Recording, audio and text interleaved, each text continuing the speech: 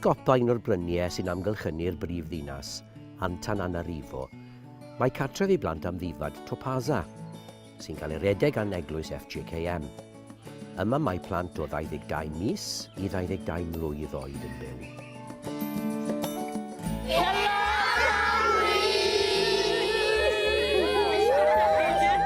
Fel wy'n deall, mae yna lot o resymau pam mae plant yn dod yma.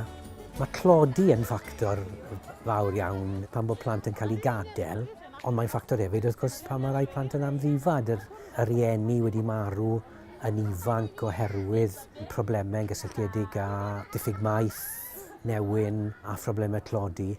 Hefyd mae cymunedau Madagascar yn enwedig yn y mannau gwledig yn draddodiadol iawn. Does na ddim croeso i famau sengl.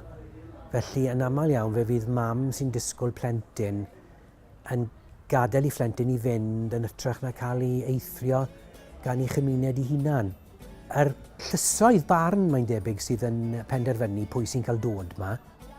Does gan yr eglwys ei hunan, FJKM, ddim llais yn plant sydd yn dod yma.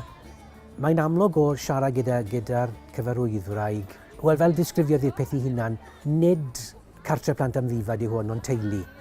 Tena zava-dehibe ho an'ny Topaza tokoa ny fandraisana anjara ny fiangonana Fanoely samy fanampiana ny Topaza satria ny fanabeazana an'ireo zazareo amin'ny maha-olona azy na ara-batana, ara-tsaina, ara-panahy dia tsy vitan'ny hoe fikarakarana amin'ny hafanampo fotsiny fa tsy maintsy misy ny vola hoentina manatanteraka zany.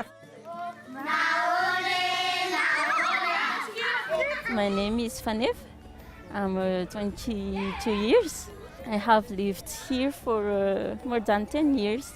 It is a special place because I have many opportunities. First, to go to school. I have my bachelor degrees. Then, to have a new family too, because here we are one family. Wel, un beth sy'n dod yn amlwg i fi o fod yma yw mae yna gwaith ardderchog yn cael ei wneud fan hyn.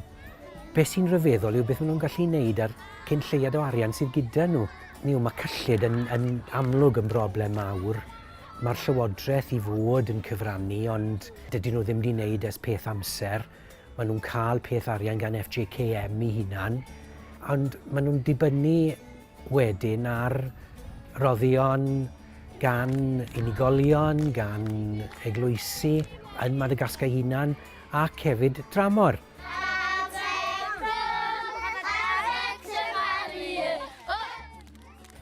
Dwi'n siŵr y gallwn ni fel eglwysi yng Nghymru fod yn helpu i gynnal ac i gadw'r cartref yma i sicrhau bod y gwaith ardderchog sy'n cael ei wneud yma yn parhau a bod nhw hefyd yn gallu falle cynnig hyd yn oed mwy o lefydd yn y fan yma.